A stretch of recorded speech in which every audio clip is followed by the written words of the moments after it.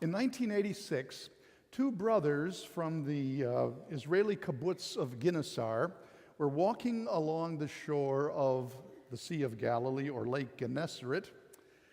They were amateur archaeologists of sorts, and they were always on the lookout for some interesting specimens, and so they were always looking down. It had been a year of drought, and the shoreline, or the sea had receded, and so they were walking through the mud when they saw a piece of wood jutting up out of the mud. Suspecting that they could be onto something, they got down on their hands and knees, and they started to scoop the mud back, and they found that the wood went deeper and deeper.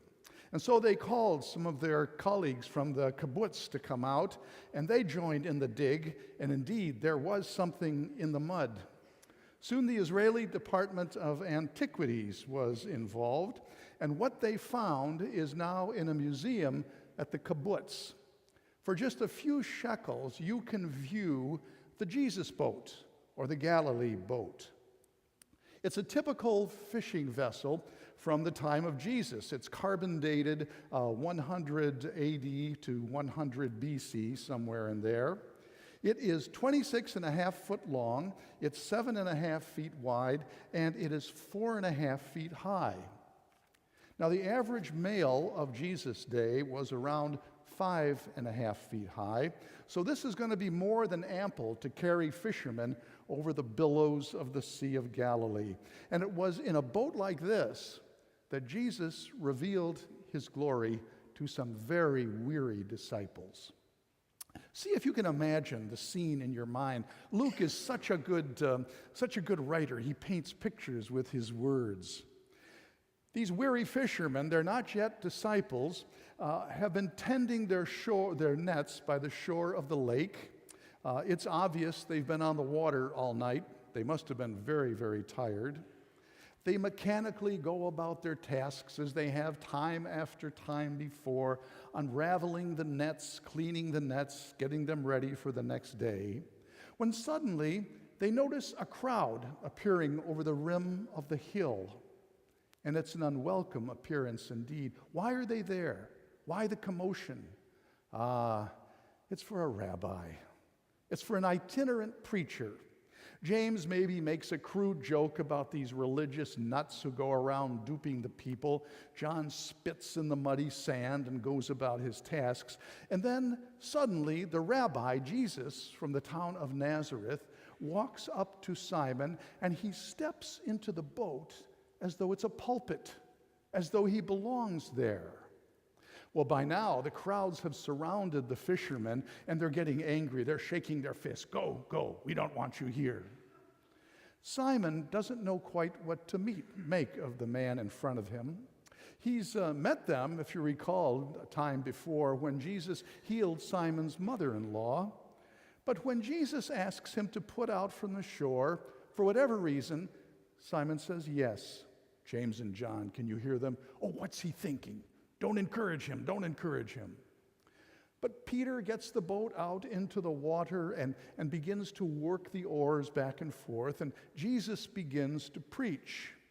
His voice is reflecting off of the water and off of the jagged cliffs that are just in front of the shoreline. It's a kind of a natural sound amplification. Now, when the lesson is finished, the crowds disperse, they go off, and Peter begins to turn the craft into shore. James and John come, they're helping to pull the boat back, but Jesus doesn't move. Instead, he sits in the midst of the boat and looks at the three of them and says, "Put out into the deep. Let's catch some fish, shall we?" Well, can you see the smiles on the fishermen's faces? Isn't that just like a preacher?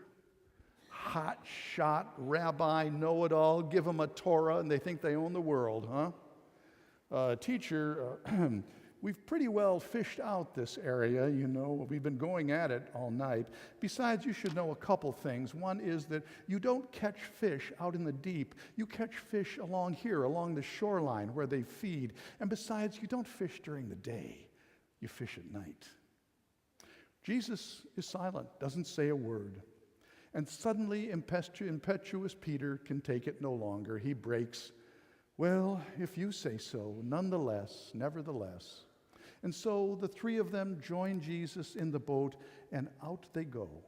There is something about Jesus that just draws them to him, and so they're out in the cold waters, and they get in that place a vision of the glory of God. Now here's a strange thing. The glory of God in this story is not in some miraculous healing, not in Jesus walking on the water or stilling a storm, certainly not the kind of glory we see on Easter, But the glory of God is seen in a dragnet, a net so filled with fish that the 4 men on board can't haul it in.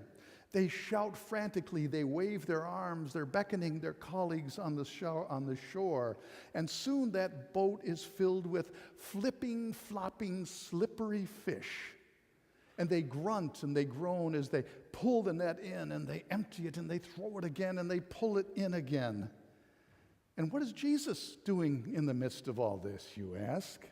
Well, I picture him helping empty the fish nets, throw it back again. But I think Jesus is in that boat laughing. I think he's laughing. We don't often think about Jesus laughing, do we?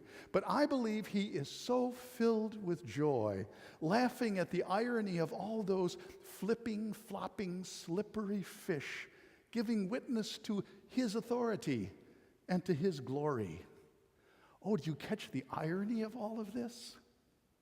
Well, Peter, like Isaiah in the temple in our first reading, he's not laughing, is he? No, he's shaking. He's sitting in the midst of those fish, trembling in awe. "Leave me, Lord," he says, "leave me."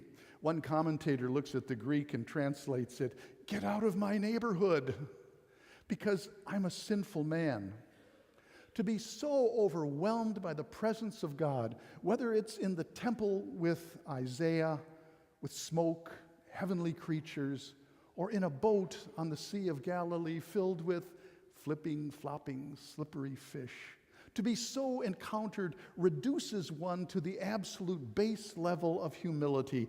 "Depart from me, Lord," Peter says. But he will not depart. "I'm not going anywhere, Peter. But here's an offer you can't refuse. From now on, you're going to be catching people, human beings." Well, by the way, there's an aspect of this story that you can miss if you're not careful. When they brought their boats to shore, they left everything. Did you hear that? They left everything and they followed him. Let that sink in. They, not just Peter, but James and John, and who knows how many others. We're really not told. When Matthew tells us this story, the brothers leave their father, Zebedee, in the boat with all those flipping, flopping, slippery fish to take care of. And the brothers follow him. Can't you imagine? Can you hear Zebedee as he watches his sons, his business partners, go walking down the road with Jesus? "Hey, where are you going? What am I going to do with all these stinky fish? You can't leave me like this."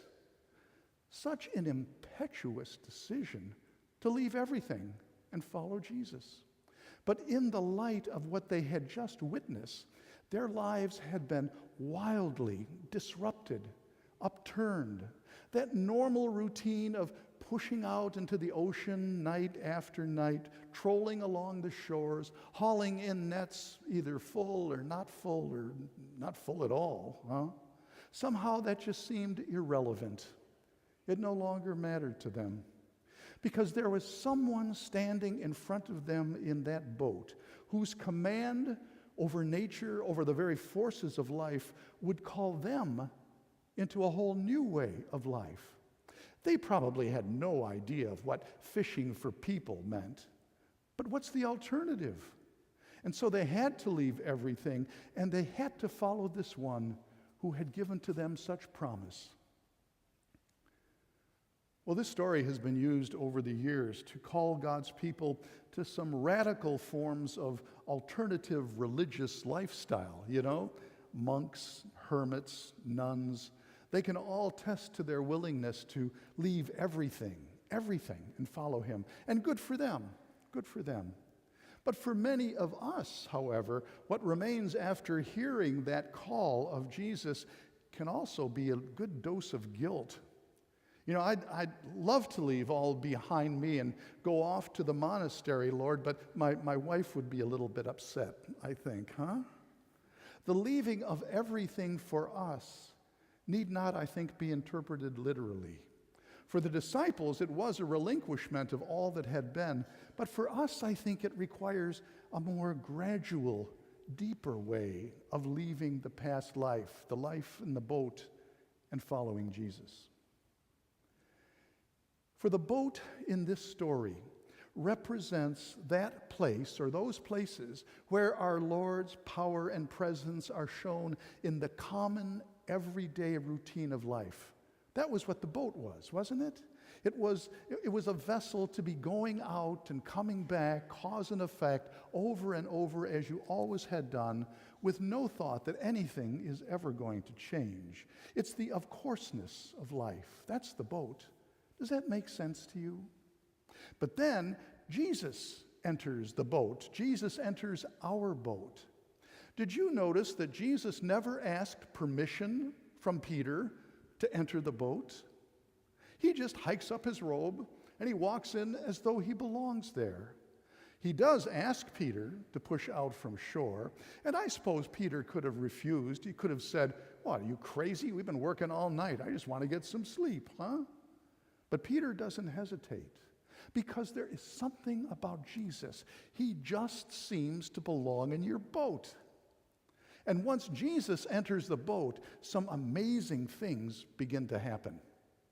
Like, whereas you've been fishing all night, you think you've fished the shores dry, with his presence, with his command to push out into the deep, there is abundance. I mean, there's great abundance. There is abundance more than you could ever imagine. Down in Louisiana, in Creole country, they call it lagniappe. Lagniappe. Lagniappe is a Cajun word that means always a little bit more than you deserve, always a little bit more than you've worked for, always a little bit more than you expect. When you go into a cafe down in New Orleans, and you get a bowl of gumbo, the chef will take a scoop, pull it, another scoop in the bowl, and then he'll look at you and smile and he'll say, lagniappe, and put just a little bit more. That's grace. And God's lagniappe here was flipping and flopping and slippering all over the boat. Well, I'm going to invite you to get back in the boat now. Remember first that when Jesus enters your boat, you're going to get more than you ever imagined, than you ever deserved. Blessing upon blessing, lagniappe. And then consider this. You can't handle all those blessings alone. You're going to have to call others to help you with all the blessings God has given to you. That's what the disciples did, wasn't it? And that's why we're the church. The church are those on the open sea who pulled their boats alongside of one another to manage that catch of God's blessing in their craft. For once Jesus is in your midst, life is going to change. We're all going to need to handle those nets together.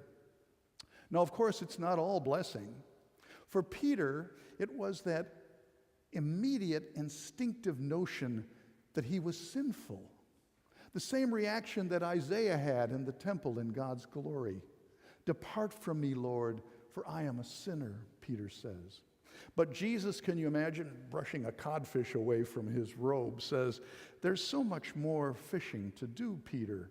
You're going to be fishing for people, for people."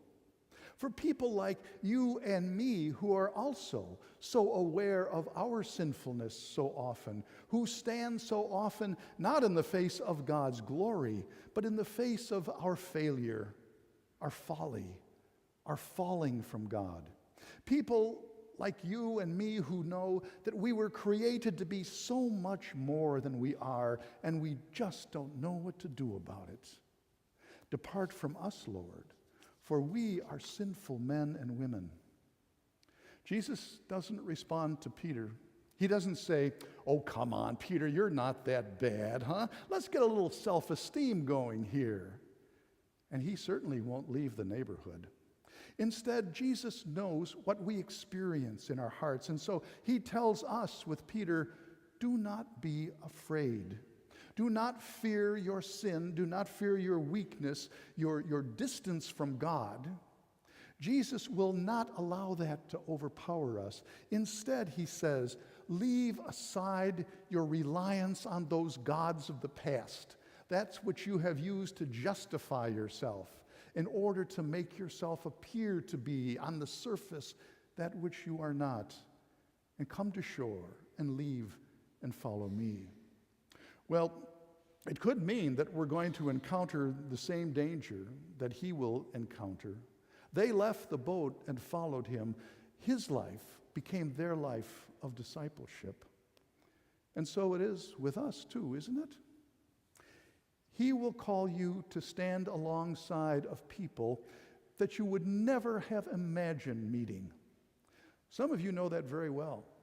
Some of you have worked alongside of families down the road, Harlem Heights, building homes through Habitat and Humanity. Some of you have worked with Vacation Bible School with some of the kids just down the road. Some of you have traveled up to the panhandle of Florida to stand alongside those whose lives were devastated by Hurricane Michael. You left the boat to follow him. The boat is filled with so many blessings, and we, the people of Christ, the people here at Zion, are determined to share those blessings with so many others. Well, that boat that was discovered in the muck of Lake Gennesaret may be physically 28 feet by 8 feet by 5 feet. But in fact, it represents all those lives awaiting for him to come on board and call us out into the deep. It represents the very common places of life where his glory and power will be revealed. It represents the promise of lavish grace and the gifts of God given to us through Jesus Christ. He heard us call out with Peter, "Depart from me, Lord, for I am a sinful man, a sinful woman." But he would not leave us in our shame and our guilt.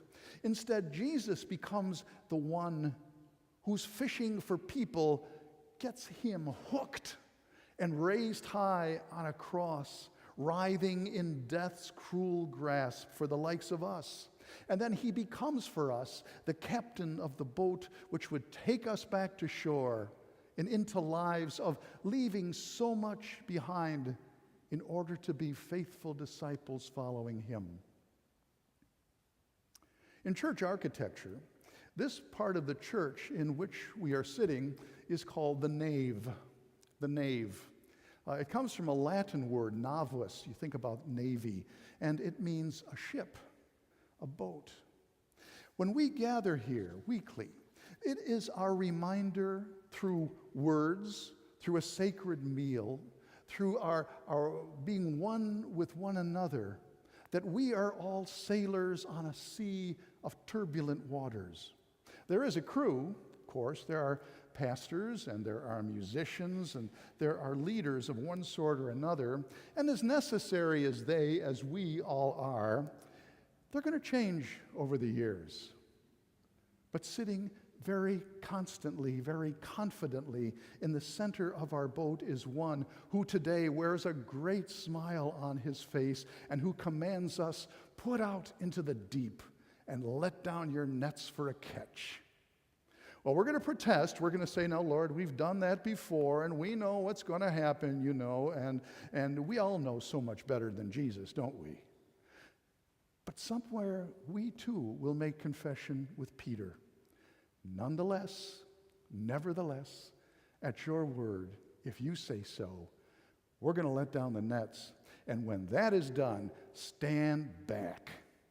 For the Lord of the deep, the captain of the ship, calls us to hear and respond to his word of promise, to cast out our lives in faithful discipleship, and then he will bless us, a blessing upon blessing upon blessing."